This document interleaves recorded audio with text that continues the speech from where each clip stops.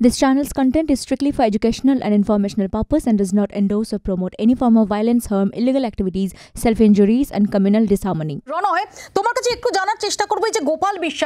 বিশ্বাসের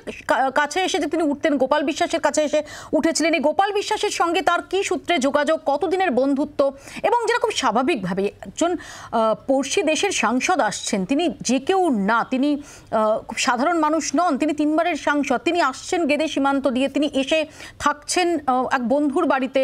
শুধুমাত্রই বন্ধুত্ব বা আত্মীয়তা সূত্রে নাকি অন্য কোনো কারণ রয়েছে, এগুলো কতটা খতিয়ে দেখা হচ্ছে?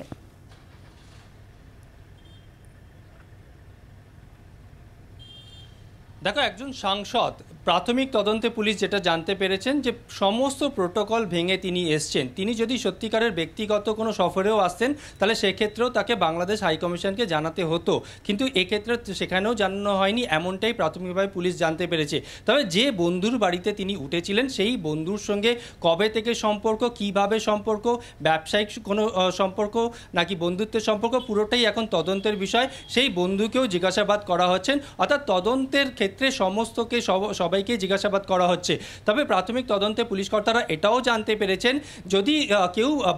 বাংলাদেশ থেকে এদেশে বা কলকাতায় কোনো হাসপাতালে আসেন চিকিৎসার জন্যে, তাহলে সেক্ষেত্রে তার কোনো সচিব, তার কোনো পিএ বা তার নিরাপত্তারক্ষী তাদেরও আসার কথা। এক্ষেত্রে কিন্তু কেউ আসেনি, তিনি একাই এসেছেন। এবং আসার সময় কার সঙ্গে তার ফোনে কথা হয়েছে,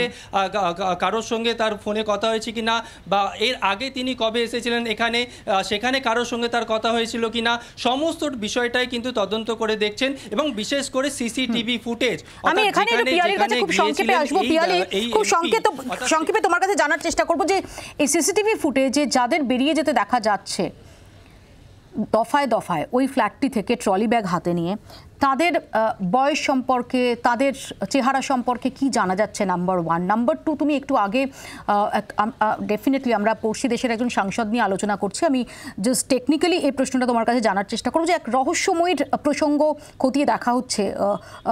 এই গোটা ঘটনাক্রমে কিভাবে তার সঙ্গে লিঙ্ক হচ্ছে, এখনো পর্যন্ত কি জানা যাচ্ছে?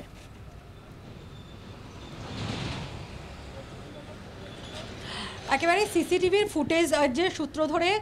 যাদেরকে সাংসদের সঙ্গে দেখা যাচ্ছে সেই 3 জনের ছবি ইতিমধ্যেই সিসিটিভির থেকে স্ক্রিনশট নিয়ে তাদের রাজ্য পুলিশের তরফ থেকে কিন্তু বিদেশ মন্ত্রকের মাধ্যমে বাংলাদেশ পুলিশকে শেয়ার করা হয়েছে, যাতে যেহেতু এটা মোটের ওপর মনে করা হচ্ছে যে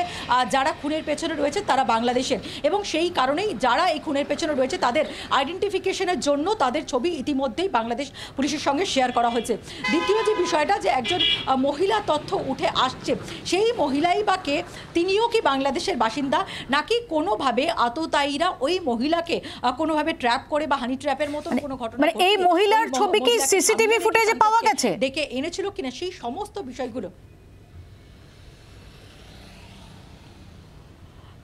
এই বিষয়ে এখনো পর্যন্ত পুলিশের তরফ থেকে স্পষ্টভাবে যদিও অফিসিয়ালি কিছু জানানো হচ্ছে না, তারা যেটা বলছেন যে তারা এরকম কিছু ক্লু পেয়েছেন, সেটা সিসিটিভিতে পাওয়া গিয়েছে বা অন্য কোনো, বা তার মোবাইলের সূত্র, তাদের সাথে যে কথোপকথন সেই সূত্রে পাওয়া গিয়েছে কিনা সেই বিষয়ে স্পষ্টভাবে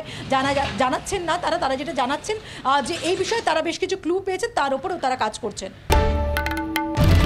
বাংলার আওয়াজ, বাঙালির আবেগ, জি 24 ঘন্টা।